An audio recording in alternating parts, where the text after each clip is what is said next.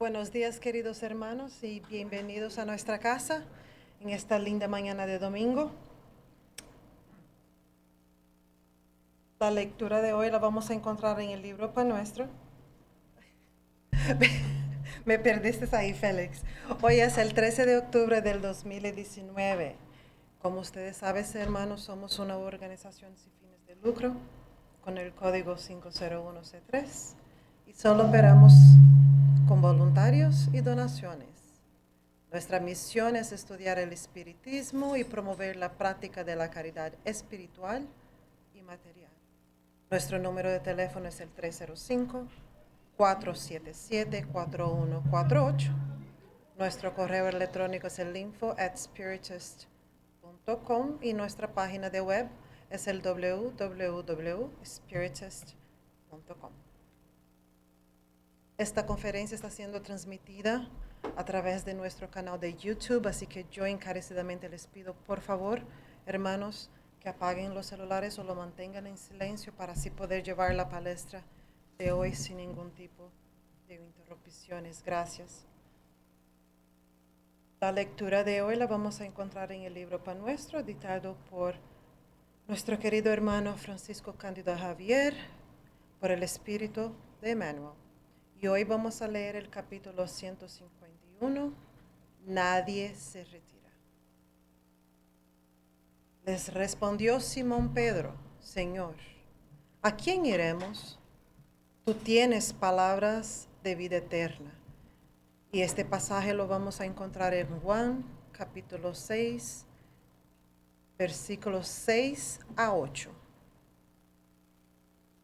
A medida que el maestro revelaba nuevas características de su doctrina de amor, los seguidores, en aquel entonces numerosos, comenzaban a entender sus responsabilidades más a fondo.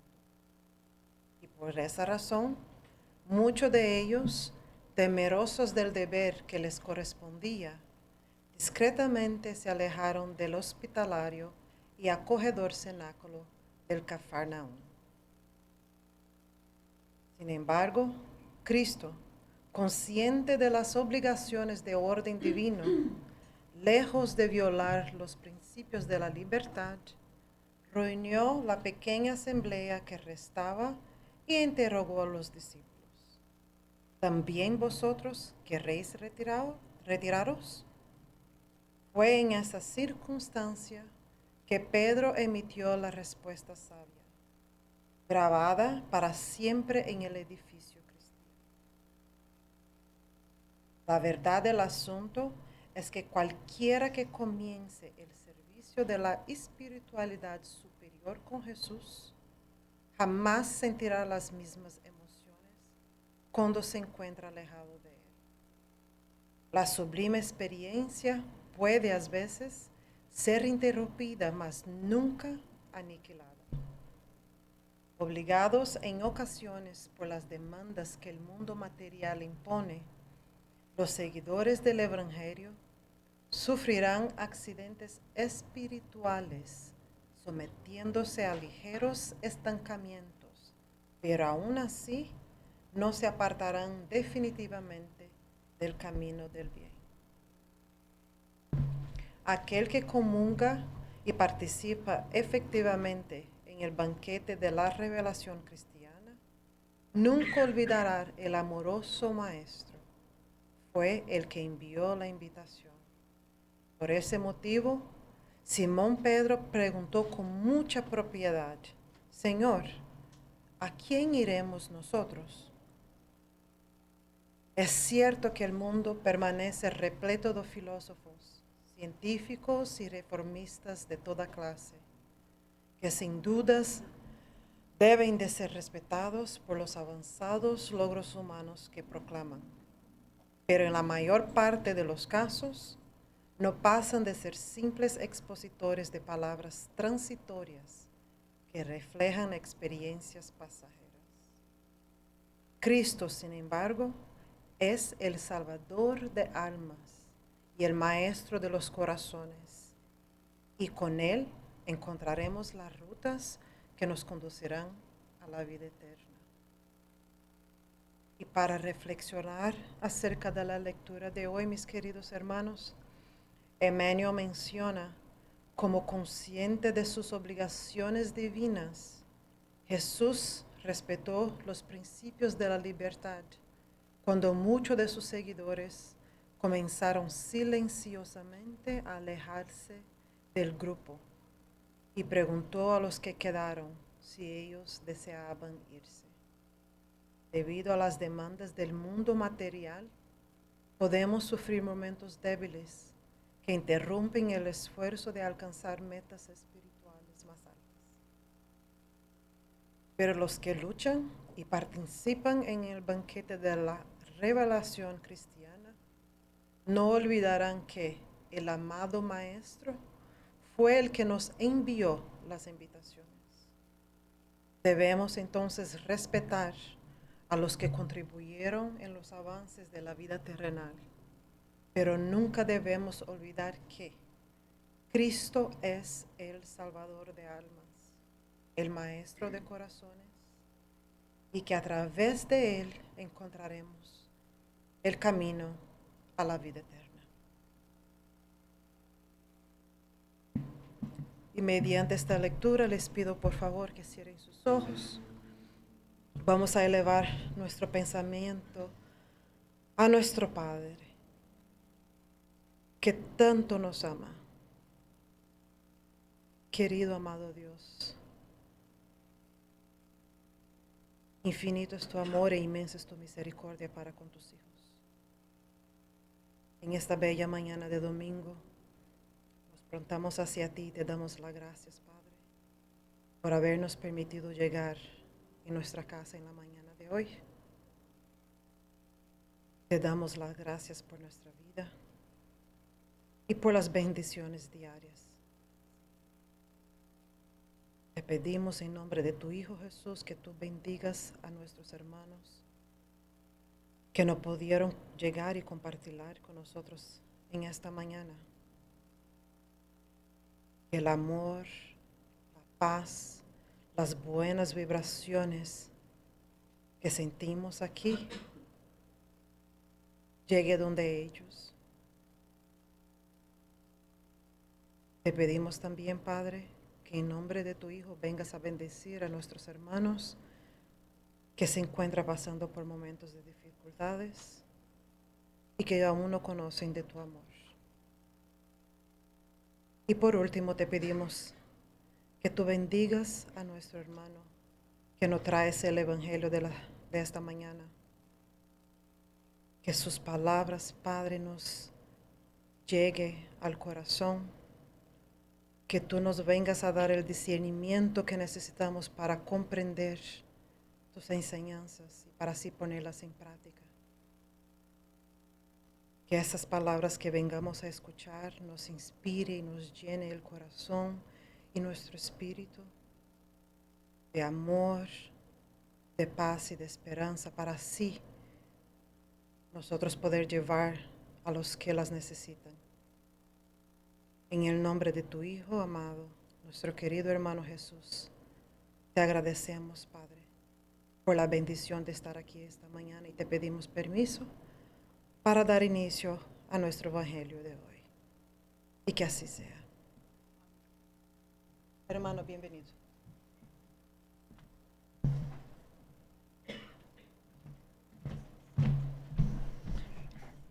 Boa tarde a todos. Bom dia, né? Falta um pouquinho para a tarde. A gente vai falar um pouquinho hoje sobre o conteúdo do capítulo 12 do Evangelho. Capítulo 12, Allan Kardec intitula Amar os seus inimigos. E isso é uma dessas coisas que é muito complicado, porque a gente até hoje parece que não entendeu. Se a gente retornar ao tempo de Jesus, na época de Jesus, ele e os apóstolos andando, né, no meio da sociedade, no meio pelas terras onde eles andavam, imagina a quantidade de ódio que não tinha ali contra ele, contra os apóstolos, né, mais tarde, até depois que ele morreu. Então, tem muita coisa de inimigos nessa história, principalmente no cristianismo primitivo. E às vezes a gente não se toca exatamente o que Jesus está querendo falar, o que ele quis falar, o que são esses inimigos, como que a gente lida com eles. Então, essa reflexão que a gente queria fazer hoje. Tá? Falar um pouquinho sobre esses inimigos. E a gente vai começar da seguinte forma. Todo mundo vai ser preso hoje. Você vai para a cadeia hoje à noite. Vai para a cadeia hoje à noite. Mas sinta que isso de fato vai acontecer. Claro que é uma simulação aqui, mas tenta incorporar essa ideia. Daqui a pouco os policiais vão entrar aqui e vão levar você para a cadeia. E você vai passar a noite na cadeia. Bom, então essa noite você não vai ter a sua cama, né? Você não vai ter o seu jantarzinho, você não vai ter a sua família. Você vai ter um toalete um pouco diferente do que você está acostumado. Não sei se você vai ter banho, se tiver, vai ser coletivo e de água fria. E o espaço que você vai ter é muito pequeno. Você vai passar uma noite na cadeia, independente do motivo pelo qual você está indo para a cadeia. Por enquanto, você só está indo para a cadeia. Os policiais vêm aqui e vão te levar. Bom, com a promessa de amanhã à noite, então você vai passar aí 1 dia e meio na cadeia, mais ou menos, com a promessa de amanhã à noite, eles vêm e te soltam e você vai para casa. Bom, como é 1 dia e meio só, não é que vai ser um negócio bom, né? Mas dá pra gente meio que enrola um pouquinho e tal, né? A gente faz uma oraçãozinha aqui e ali e vence essas próximas 36 horas aí e vai para casa, tá tudo bem. Quando chega amanhã, 1 hora antes de você ser solto, os policiais vão na sua cela e dizem assim, olha, nós estamos com um problema. Nós não conseguimos provar que você é inocente. Então a gente não podemos soltar você. A gente precisa de mais tempo, vai levar 1 semana isso daí. Então você vai ter que ficar mais 1 semana na cadeia, naquelas condições que você acabou de experimentar na noite anterior e durante o dia também. Bom, ficou mais complicado, né? Ficou um pouquinho mais difícil. Você vai reviver aquele momento 7 vezes mais. Aquele momento não, aquele período de tempo 7 vezes mais. Está começando a ficar mais entediante o negócio. Quando chega no final do 7º dia, os policiais vêm para tirar você da cadeia e dizem assim, olha, ainda não deu tempo de provar que você é inocente. Não conseguimos. A gente vai precisar deixar você mais aqui e foi determinado que você vai ficar mais 1 mês. Bom, aí já começa, né? As emoções e os sentimentos já começam a mudar. Porque 1 noite eu vou ficar um pouco talvez revoltado e tal, mas 1 semana eu já comecei a ficar meio chateado. 1 mês eu já vou mudar de postura emocional, né? Sentimental. Agora vamos fazer tudo pior um pouquinho. Você está na cadeia por algo que você foi acusado e você não sabe nem do que está sendo falado.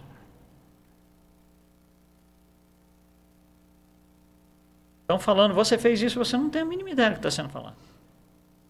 Você está sendo acusado disso. Você não está nem entendendo o que eles estão falando.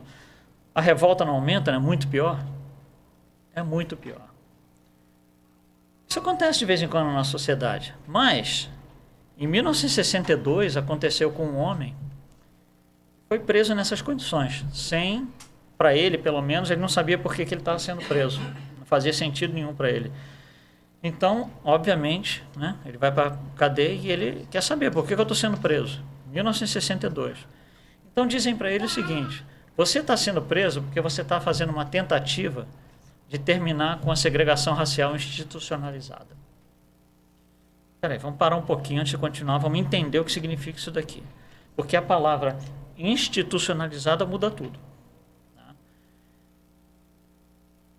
Logo depois dos eventos do 9/11, né, dos ataques em Nova York, um pequeno grupo de jornalistas começou a fazer uma pesquisa muito interessante, uma pesquisa individual, para eles só, muito interessante. A pesquisa era o seguinte, eles pegaram várias fotos de crianças na escola do Oriente Médio, em algum lugar do Oriente Médio.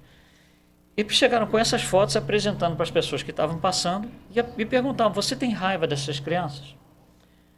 Bom, as fotos, por causa da vestimenta das crianças, nós éramos capazes de reconhecer que eles eram do Oriente Médio, né? Porque você olha o tipo de vestimenta e fala, esse pessoal está em algum lugar do Oriente Médio, não sei exatamente aonde, mas a característica das roupas, né, dizia de onde a foto tinha sido tirada.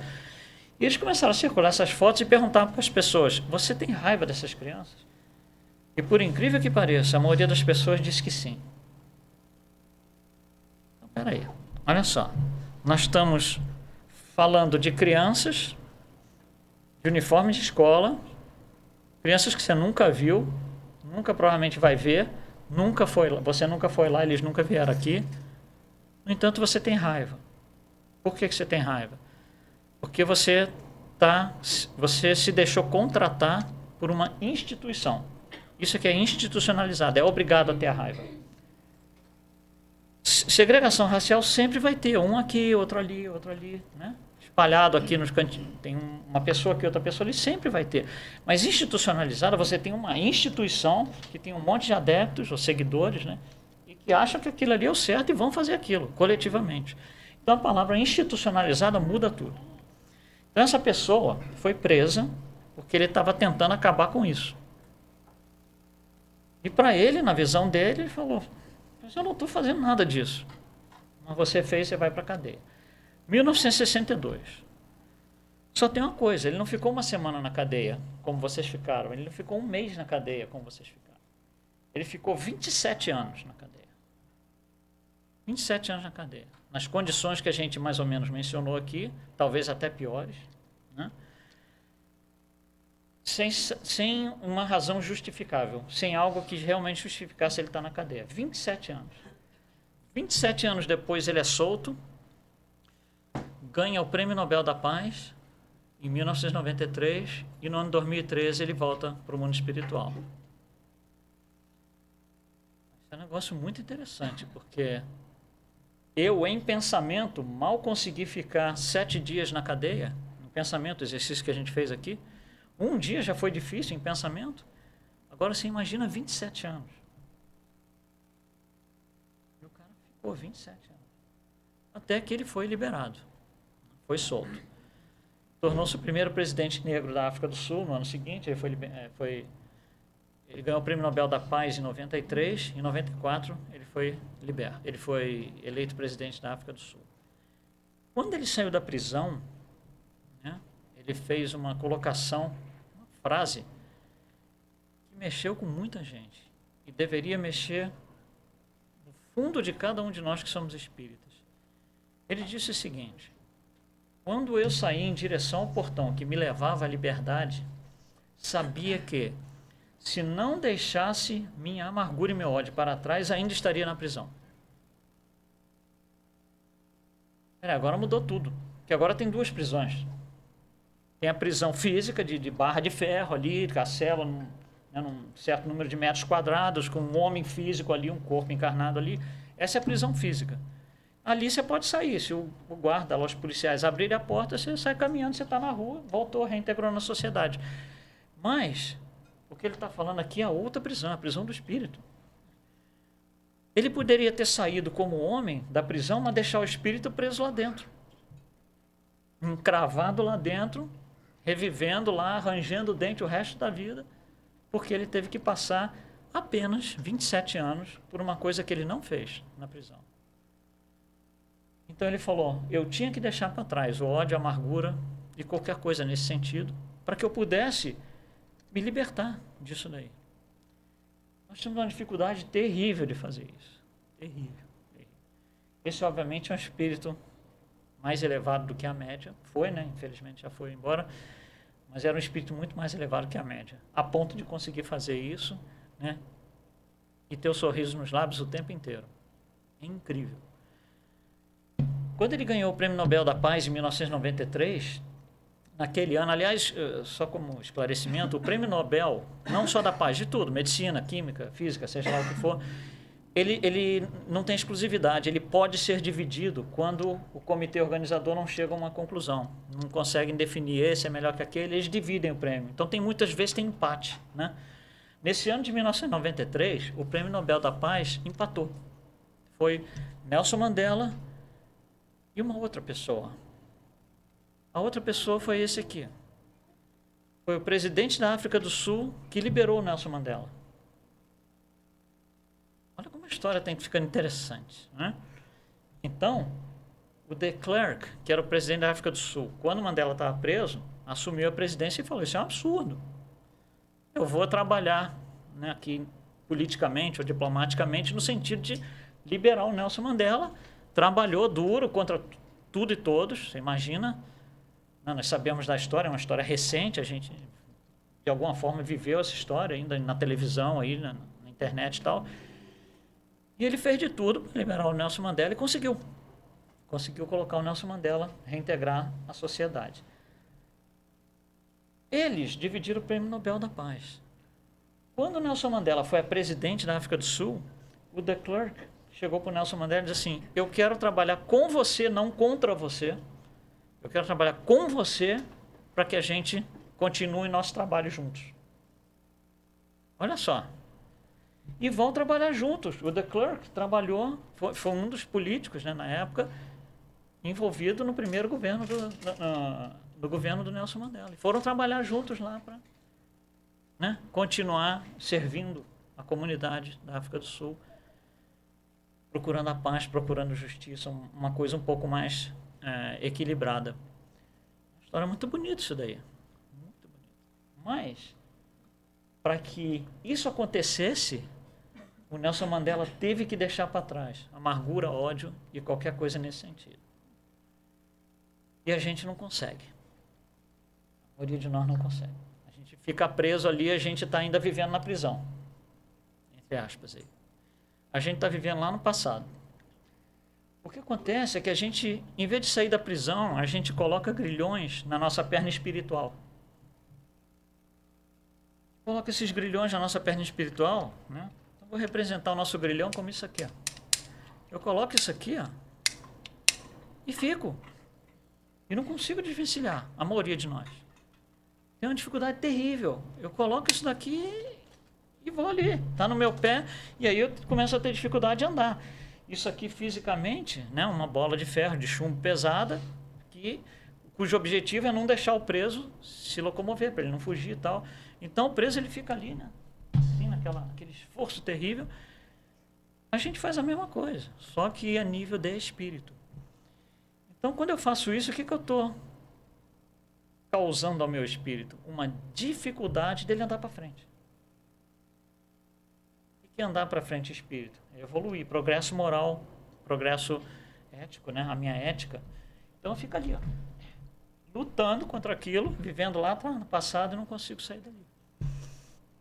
E não vai para frente. E aí o que eu faço? Reclamo, revolta, vou fazer bobagem, vou culpar aqueles que não têm nada a ver com isso, né? Então, nós não saímos da prisão. Então, eu vou fazer um exercício simulado, né, como se fosse eu mesmo, de algumas das coisas que a gente faz. Então, olha só. A gente tem tantos inimigos que eu resolvi criar uma ficha de registro de inimigos. Para eu conseguir catalogar, porque nós temos tantos inimigos, eu vou catalogar direitinho, que aí fica tudo bonitinho, eu sei exatamente quem são os inimigos, em que ordem que eles são, esse é mais inimigo que esse, né? Porque a gente faz isso mentalmente, a gente não tem as fichas, mas a gente tem na nossa cabeça exatamente quem é o maior inimigo, quem é o segundo, quem é o terceiro, tá? Então, aqui está o primeiro. Então, esse cara aqui, o João, em 1970, estamos falando de 40 anos atrás, né? Em 1970, ele apareceu no estacionamento da escola que a gente frequentava com um carro novinho, zerinho. E eu não consegui lidar com aquilo. Atravessou aqui, ó. Porque ele chegou com um carrão e eu não tinha como. Não vai, não gostei. O que eu fiz? Fui lá e coloquei ele na lista negra. Quando eu coloco alguém, quando eu aprovei esse formulário como ele sendo meu inimigo, o que acontece? Eu acabei de colocar em mim mesmo um grilhão. Grilhão da inveja. Acabei de colocar. Então, fui lá e pá, peguei a minha perninha espiritual e pum, coloquei um grilhão ali. Então, de vez em quando eu estou conversando e volta ainda isso à tona. Ah, mas eu lembro daquele cara em 1970, mas eu lembro exatamente, era um dia assim, assado. Nós não saímos daquele dia ainda. Era tantas horas da manhã, tinha um sujeito aqui, um sujeito ali, o céu estava assim, tinha uma nuvem aqui, outra nuvem ali. Olha o nível de detalhe que a gente é capaz de colocar. Por quê? Porque eu estou vivendo naquele dia, eu estou aqui, ó. Eu estou vivendo literalmente aquele dia. Eu não consegui sair da prisão. Como saiu Nelson Mandela. Eu fiquei na prisão, estou na prisão. Então, esse é um exemplo. Outro exemplo.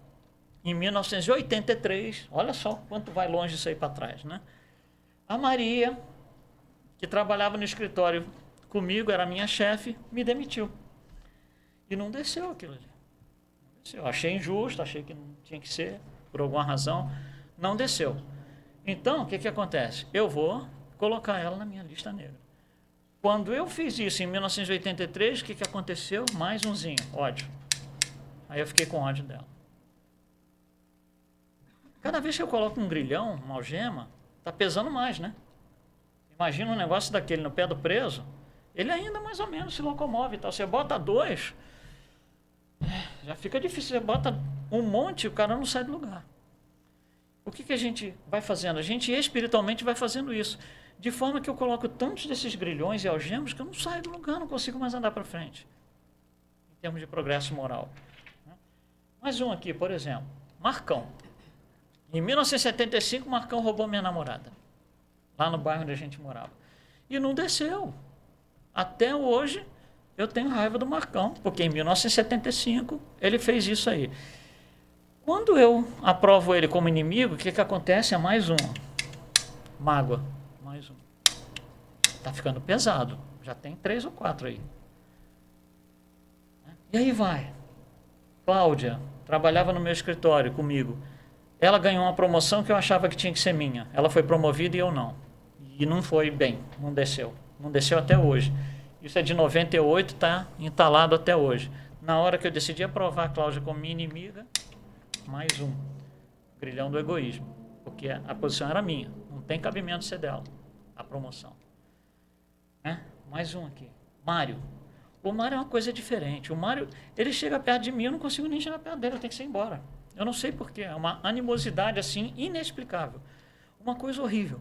Se eu souber que ele vai num lugar, eu vou para o outro lado da cidade. De tão, assim, antagônico que eu me sinto em relação a ele. E por quê? Não necessariamente é algo consciente, mas numa vida passada, uma vida anterior, nós trabalhávamos numa fazenda e por alguma razão ele me assassinou e não tem perdão. Não vou perdoar. Vou botar ele na minha lista negra. Quando eu faço isso, o que acontece? Mais um, vingança. Que agora eu quero vingança. Só que não é vingança de 30 anos atrás, 20, quando eu era criança, quando eu era jovem, não. É de talvez 10 encarnações atrás. Olha quanto tempo eu estou carregando isso aqui, ó. O grilhão, as algemas. E não consigo andar para frente. Mais um. Seu Joaquim. Seu Joaquim trabalha na empresa que eu trabalho. Agora, ele tem que digitar um negócio, é muito lento, ele fica ali, é bonzinho, coitado, mas é lento, eu não aguento. Não aguento, não consigo. Dá vontade de eu tirar ele dali, sentar lá e eu digitar. Porque só eu sei fazer. Na hora que eu coloco ele na lista negra, vai mais um aqui, ó, impaciência. Eu não consigo lidar com o passo que ele trabalha, com o jeito dele trabalhar, com o jeito com que ele faz as coisas. Não é que ele não faça ou faça mal, ele faz, o serviço é entregue. Só que eu não consigo. Tem que ser do jeito que eu sei. Então, mais um, impaciência. Né? E mais outro aqui, ó, supermercado. Quando eu vou no supermercado, eu olho muito bem onde a fila está do Seu Geraldo. Porque na fila do Seu Geraldo eu não vou. Eu vou em qualquer outra.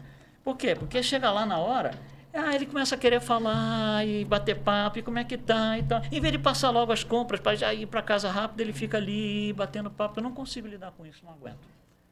Não aguento. Então, o Seu Geraldo, no caixa dele eu não vou. Ninguém faz isso aqui não, né? Nenhuma dessas não, né? Isso é hipotético, né, gente? Isso é hipotético. Então, olha aqui, mais um. O que acontece? Quando eu caio nessa situação, mais um aqui, ó, grilhão da intolerância, algema da intolerância. Esses são alguns exemplos, e isso vai. Então, a gente está colocando um exemplo de cada vício ali, né? Um grilhão de cada tipo. Mas quantos grilhões de intolerância eu coloco numa semana? Quantos grilhões de ódio eu coloco num ano? Aí você vai estendendo isso. Se um ano é tanto, na minha vida, né? Nessa vida foram tantos, incluindo a vida passada são tantos, a outra são tantos. Eu não ando. Está muito pesado. Não tenho força para puxar o carro. E aí eu vou me revoltar. Contra quem? Eu nem sei. Na verdade, eu não sei. Porque a revolta tem que ser contra mim mesmo. Quem colocou o grilhão não foi o Seu Geraldo. Não foi que eu cheguei no caixa para pagar e ele falou assim, grande oportunidade, deixa eu pegar. Não foi isso que aconteceu. Eu dei uma grande oportunidade a mim mesmo de colocar o grilhão. Ele não colocou o grilhão. Esse pessoal todo aqui nem sabe que está na minha lista negra. Nem sabe. O sofrimento é meu, é pessoal e intransferível. Não sabem. Se eu chegar lá um dia e encontrar um Marcão lá que roubou minha namorada, ô Marcão, você lembra que você roubou? Quem é você? Eu nem te conheço. Não sei nem quem você é. Não vai saber. Como é que o caixa do supermercado vai saber que ele está na minha lista negra se eu nem vou no caixa dele? Você entende? Que não está bem reconciliada a coisa. Então, esses grilhões todos, essas algemas todas que a gente coloca, são coisas que são produzidas por nós mesmos, contra nós mesmos. Não tem ninguém. E aí a figura do inimigo começa a mudar de tom. Porque você acha que o seu Geraldo é meu inimigo? Porque ele fala demais quando eu vou no caixa? Não. Você acha que a Cláudia, que pegou a promoção no meu lugar, quando eu trabalhava com ela, é minha inimiga? Não, claro que não. Nenhum deles é. Os inimigos não são as pessoas. Os inimigos são os grilhões. Isso aqui é um inimigo. Isso tem vários nomes. Ódio, inveja, intolerância, impaciência. Isso aqui tem vários nomes. Esses inimigos aí são aqueles que estão me puxando para trás. Não deixam andar para frente. É por causa disso aqui que eu não consigo melhorar. Não é por causa das pessoas físicas que estão na minha vida ali, lidando comigo, que eu tive algum tipo de interação com eles. Não é isso.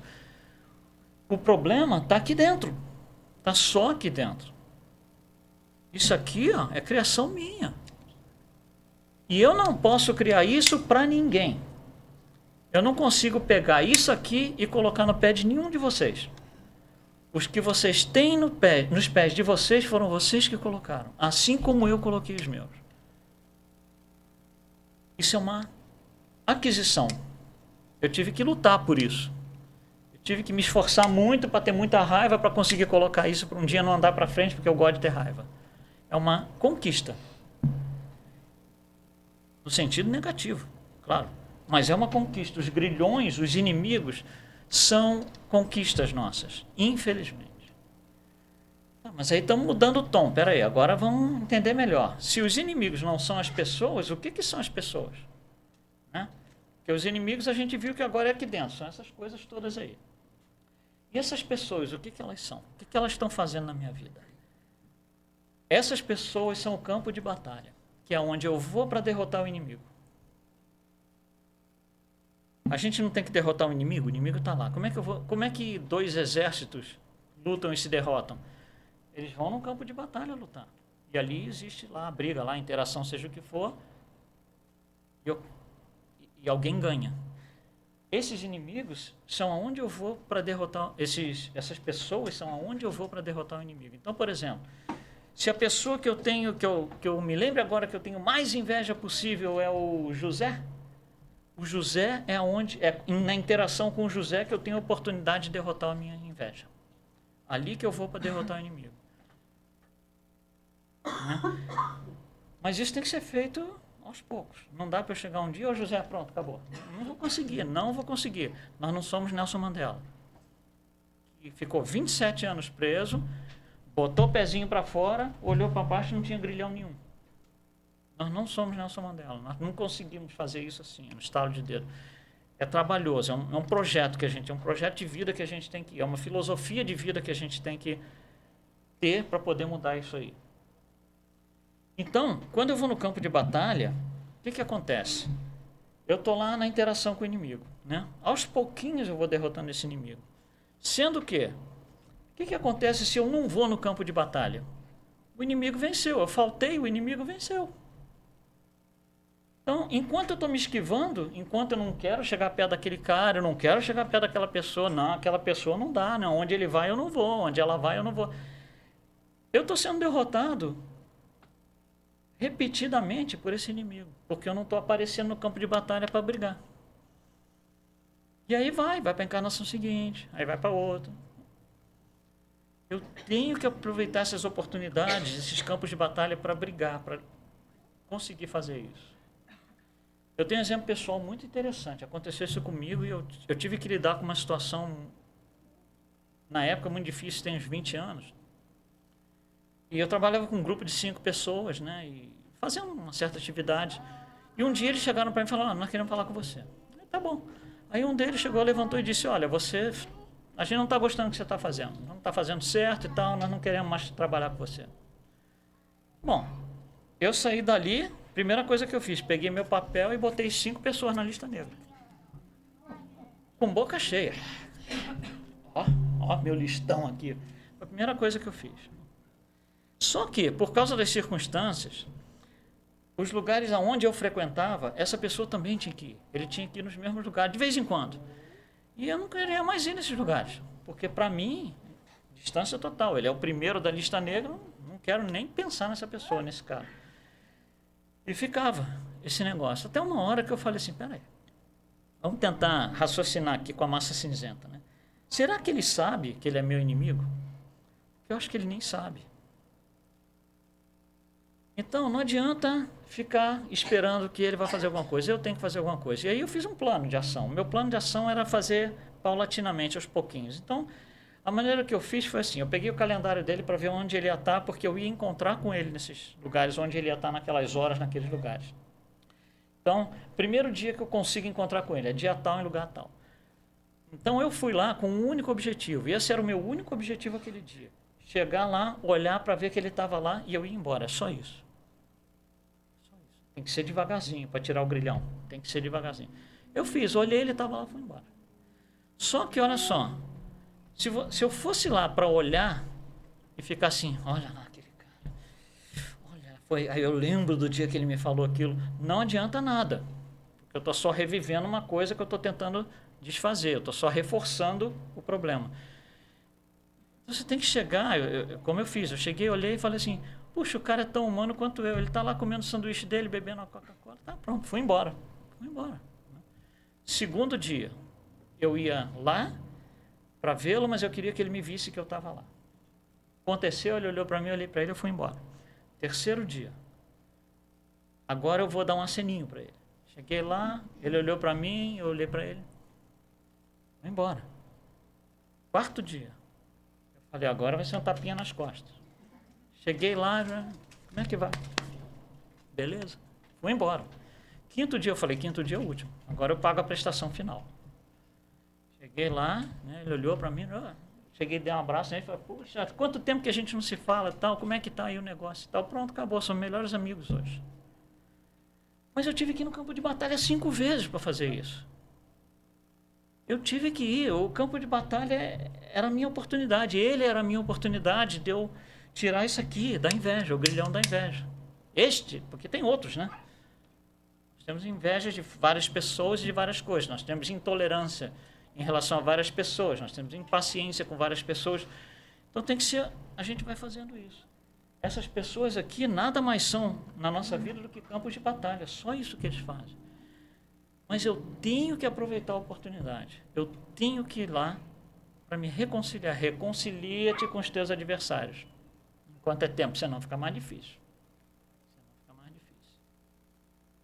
Esses campos de batalha não necessariamente, né? Olha aqui, ó, em breve um campo de batalha vai ter um cara desse perto de você. Porque eles estão na nossa vida todo dia. Então, eles estão hoje, eles vão estar amanhã, não vamos perder essa oportunidade. Esse campo de batalha não é necessariamente só pessoas. Por exemplo, pode ser um sonho, onde me é dada a oportunidade de encontrar com alguém que eu tenho algum tipo de animosidade, mas que está desencarnado, por exemplo, né, que ficou lá, algum grilhão desse do passado aqui, ó, que eu estou tendo a oportunidade no sonho de fazer algum tipo de trabalho em direção a uma reconciliação. Não digo a reconciliação final e tal, mas algum tipo de trabalho. A gente vai ter oportunidade aqui e ali. Sonhos também servem para isso. E outros são pensamentos. Um pensamento, qualquer pensamento mal que a gente tenha, não, tomara que aquela pessoa, aqui, ó, o que eu estou fazendo, tomara que ele não se dê bem naquilo, ó, é peso que eu estou colocando contra mim mesmo. Isso é prejudicial para ele? Não, para mim, só para mim. Então, são campos de batalhas, mas o mais evidente de todos são as pessoas. São elas que a gente tem que procurar para vencer esses inimigos. Novamente, se eu não for a campo, eu perco, porque o inimigo está vencendo cada vez que eu não vou a campo. Cada vez que eu evito. Tá? Então, vamos começar a ordenar algumas ideias para a gente tirar as conclusões aqui. Então, primeira ideia, a gente falou aqui já, né? Que esses inimigos são campos de batalha, onde a gente vai combater o verdadeiro inimigo, que é o ódio, a inveja, são isso aqui, são os grilhões. Eu não consigo tirar grilhão sem ir no campo de batalha, não consigo. Eu não consigo fazer uma tremenda mentalização, desdobrar, ficar 3 horas desdobrado e isso aqui ir embora, não consigo. Tem que ter as provas e as expiações para que isso se desmanche. Tá? Segunda ideia. Esse pessoal todo que a gente diz que é inimigo, na verdade eles são amigos, só que são amigos, futuros amigos, que nós os vamos ver como amigos muito tempo depois. É como pai e filho, né? Mãe e filho. Né? Ele quer botar o dedinho na tomadinha, você vai lá, tira, bate a mão. Meu pai é um monstro, bateu na minha mão. Nossa Senhora, meu pai devia ser encarcerado. Né? Quando você vai olhar fora da caixa preta, tem um propósito muito mais grandioso do que dar um tapinha na mão da criança a troco de nada. Então é isso. Só depois é que a criança vai entender, meu pai não deixava botar a mão lá, agora é que eu saquei. Aqui é a mesma coisa. Esse pessoal todo, eles estão nas nossas vidas como amigos, como oportunidades. Só que a gente não os vê assim ainda, porque a gente não tem essa capacidade. Terceira ideia. É o que a gente chama de desumbralização. Umbral, como a gente sabe, são as zonas baixas, né, onde estão os viciosos, né, são zonas viciosas e tudo mais, de desencarnados. Desumbralizar significa sair dessa psicosfera, sair desse tipo de coisa. Quer dizer, começar a abrir todos os grilhões, tá? Tirar as algemas. Eu, para poder fazer isso, eu tenho que começar a mudar pensamento, mudar a maneira com que eu me relaciono com as pessoas. Isso eu posso fazer de forma consciente, acordada, não preciso estar dormindo, desdobrado, isso eu posso fazer consciente. Então, alguém vem falar comigo, né? A pessoa veio com voz grossa e tal, já assim, eu não preciso responder na mesma moeda. Isso é o que Jesus chamava de a outra face. Você traz ódio, eu respondo com a outra face, que é o amor. E assim vai. Então, a gente consegue fazer isso, se desumbralizar. Quarta ideia. Localizar o inimigo. Aonde que ele está? Olha só que provérbio interessantíssimo, provérbio africano. Aonde não há inimigo interno, o inimigo externo não pode chegar. Isso é grande. Isso é profundo. Onde não tem inimigo interno, o externo não pode chegar. O inimigo realmente não está lá fora. Ele está aqui dentro. Os nossos inimigos são cavalos de Troia. Eles já estão aqui dentro. Já foram colocados aqui dentro. Por quem? Por mim mesmo. Por causa do meu livre-arbítrio. Eles já estão aqui dentro. Não adianta procurar lá fora. Seria absurdo, por exemplo, digamos que eu fico 30 minutos ali, naquele cantinho ali. Aí a chave do meu carro cai ali. Acabou, eu falo, bom, deixa eu ir embora. Saio da sala, vou embora. Chego lá no carro e falo, puxa, cadê minha chave? Aí eu falo assim, deixa eu procurar minha chave no prédio do lado. Deixa eu ir lá no prédio do lado procurar a chave. Você acha que eu vou achar? Não, porque ela não foi perdida lá. Eu estou procurando a solução do problema no lugar errado. Eu tenho que ir no lugar onde aconteceu o problema. Eu tenho que voltar naquele cantinho, porque a chave tem que estar ali. Aqui é a mesma coisa. Os inimigos estão dentro. Não adianta tentar solucionar isso fora, porque a solução não está fora. Os grilhões são parte das nossas vivências espirituais.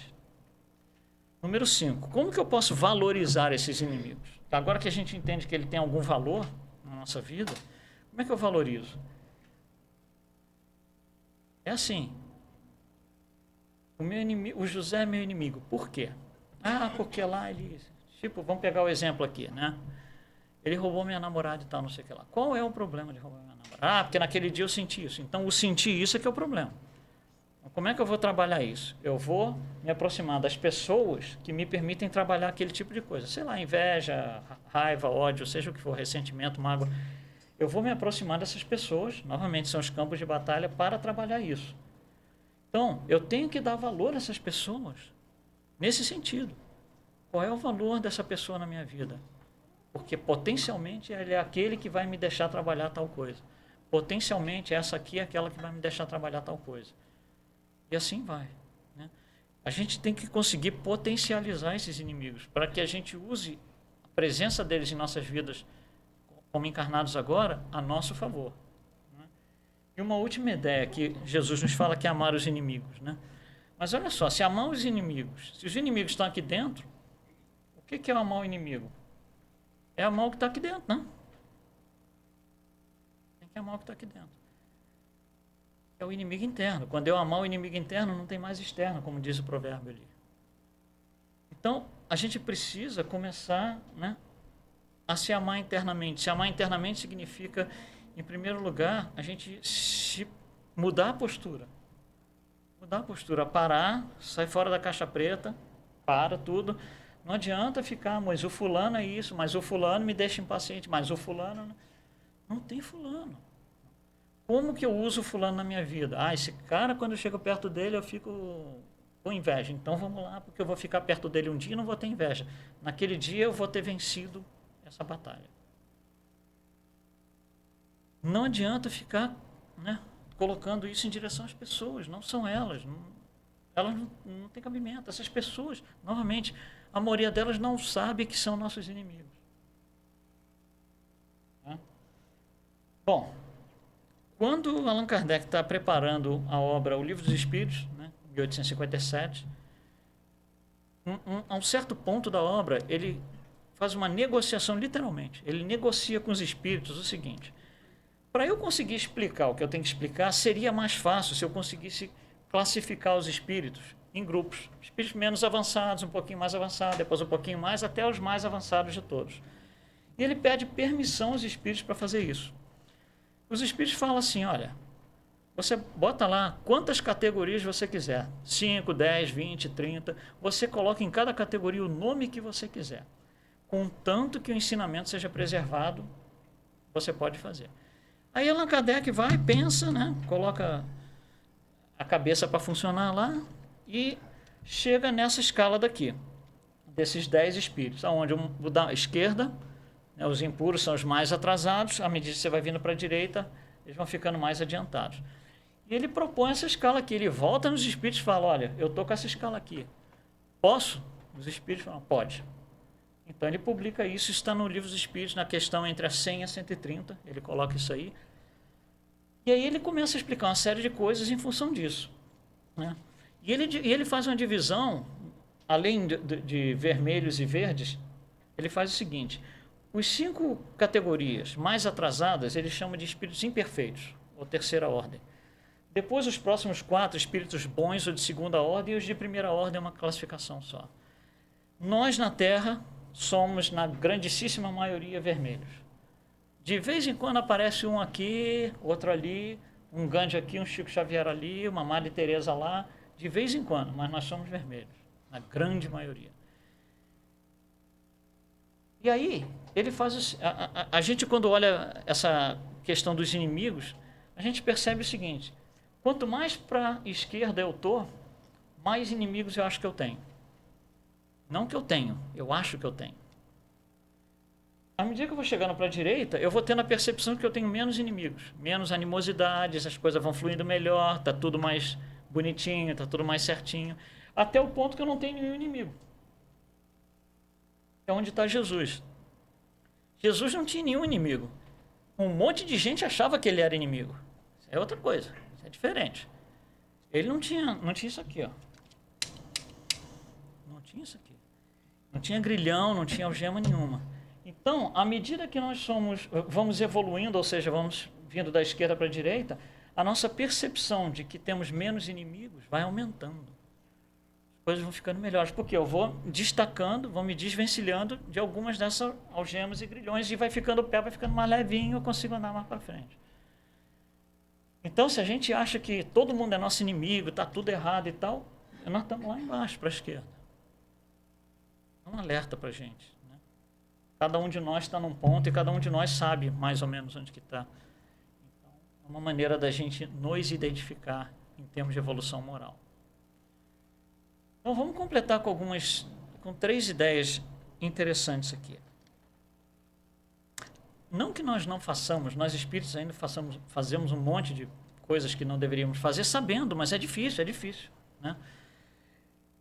Olha só que interessante. Eu nunca deveria, como espírita, a gente ainda faz isso, mas como espírita eu nunca deveria deixar um emprego por causa do chefe. Nunca deveria fazer isso. Porque o que vai acontecer é, eu não consigo me dar com esse chefe aqui, por alguma razão, não interessa a razão. Esse chefe é um demônio na minha vida, é um capeta, como a gente fala na gíria, né? Eu não consigo, não aguento essa pessoa daqui. Aí eu vou, pego um emprego lá. Daqui a pouco essa empresa aqui muda, as condições mudam, as coisas mudam, aquela empresa fica muito importante, vem e contrata ele, porque ele era bom. Aí ele vai para lá, vai ser meu chefe de novo e vai chegar na minha cara e falar, nossa, mas você não sabe quanto eu estou satisfeito de trabalhar com você, que era o meu melhor funcionário.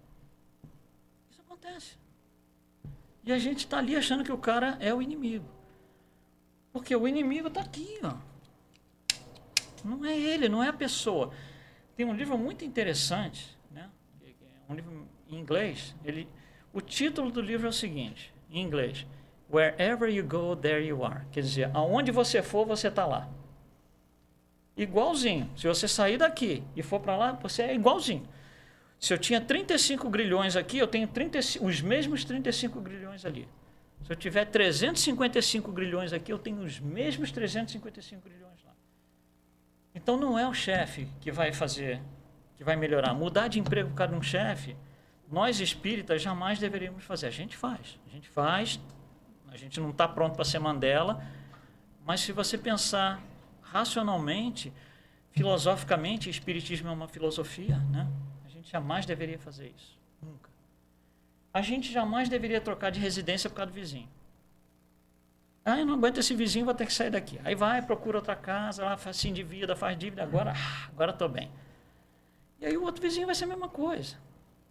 Ou, vai ter outras implicações, por exemplo, eu fui para lá, saí daqui desse vizinho que eu não aguentava, porque ele jogava água no meu canteiro lá e tal, fui para lá.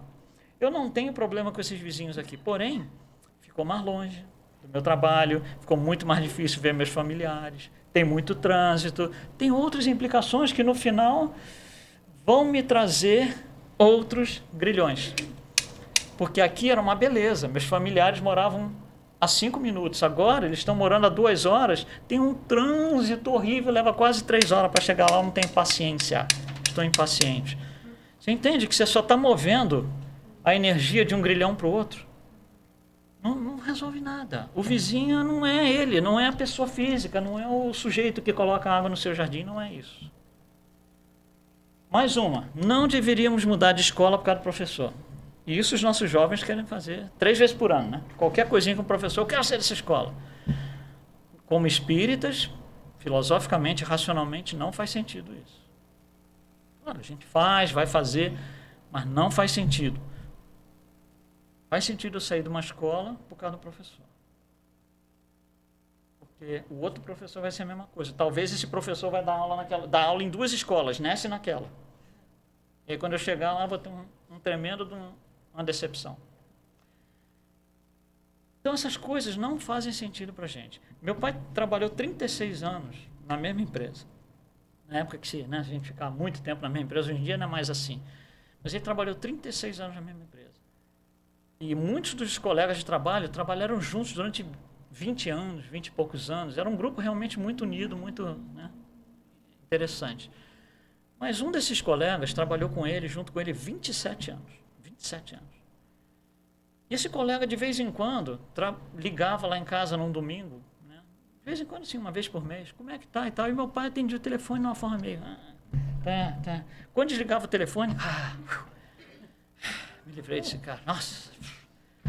Então era a única pessoa no grupo com que meu pai não tinha mais afinidade. Por alguma razão, nem interessa. Não sei, eu nunca soube também.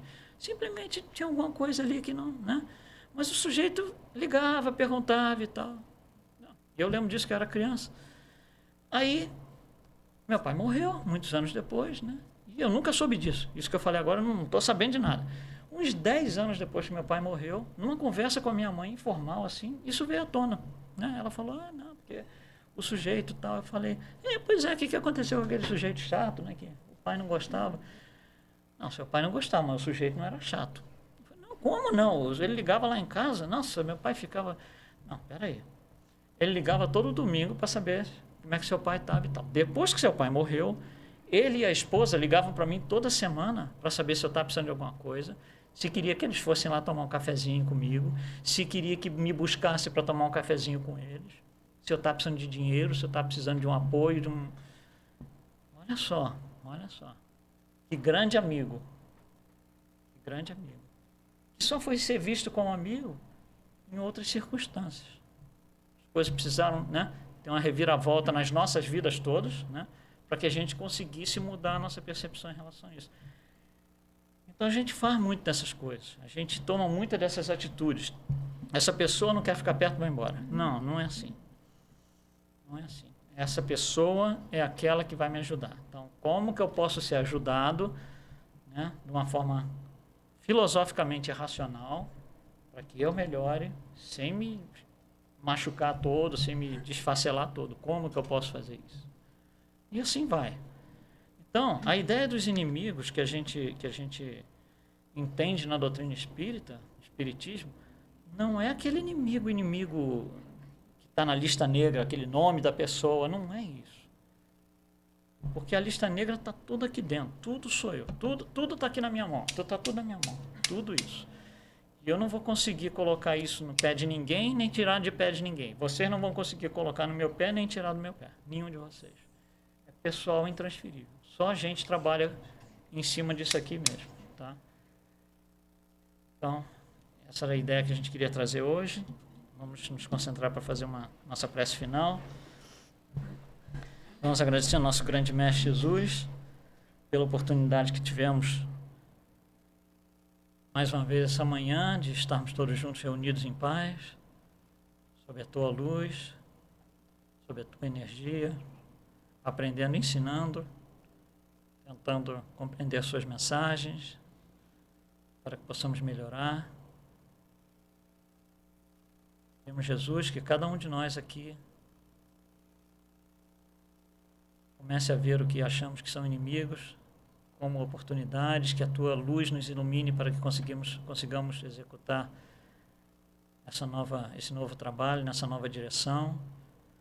Te pedimos, Jesus, por aqueles espíritos que se encontram em prisões, muitos deles sem saber até por que estão nas prisões, mas que eles sejam iluminados pela espiritualidade superior, que possam ser recolhidos em espírito, talvez nos sonhos, de sono, desdobramento, que a espiritualidade superior possa os recolher, levá-los a colônias de tratamento espiritual, refazimento moral.